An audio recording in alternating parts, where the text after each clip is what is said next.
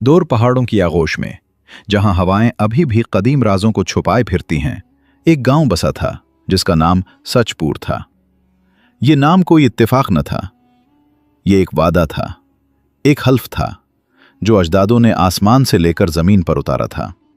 रात के जब चांद की किरणें गलियों में उतरती तो पत्थर चमकते जैसे सितारों के टुकड़े बिखर गए हों, और हवा में ऐसी महक आती जैसे सच की खुशबू फैल गई हो।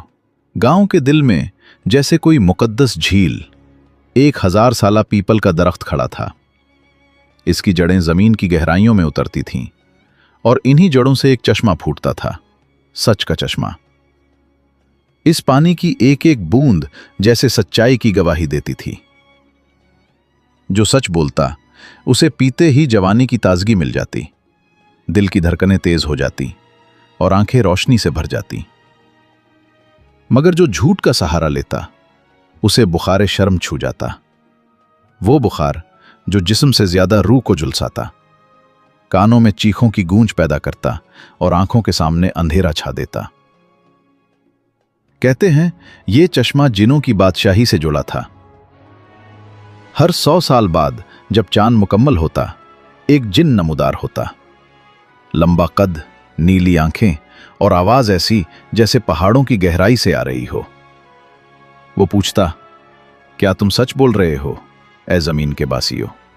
अगर जवाब सच का होता तो चश्मा मजीद गहरा बहता, अगर झूठ तो पानी सुकड़ जाता जैसे शर्म से सर झुका ले। इस गांव में रहता था अहमद, 12 बहारों का लड़का, जिसकी आंखों में मां बाप की जुदाई का दर्द छुपा था। यतीम था वो, चचा अब्दुल्ला के साया में पिलता। चचा किसान थे, हाथों में कुल्हाड़ी, दिल में जमीन की प्यास। घर छोटा सा, 3 कमरे, एक बकरी जो रातों को कहानियां सुनाती और एक पुरानी साइकिल जो अहमद को ख्वाबों की दुनिया तक ले जाती।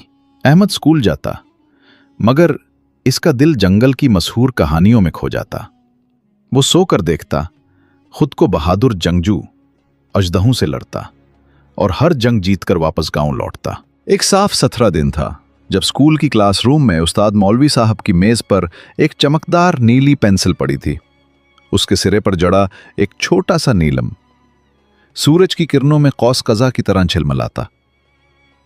अहमद की नजरें उस पर जम गईं, मगर उसका दोस्त अली पहले पे पहुंच गया। वो शरारती लड़का जो हमेशा नई नई चालाकियों का पिटारा खोलता। देख अहमद, अली ने सरगोशी की, ये पेंसिल जादुई है, जो इससे लिखे वो सच हो जाता है।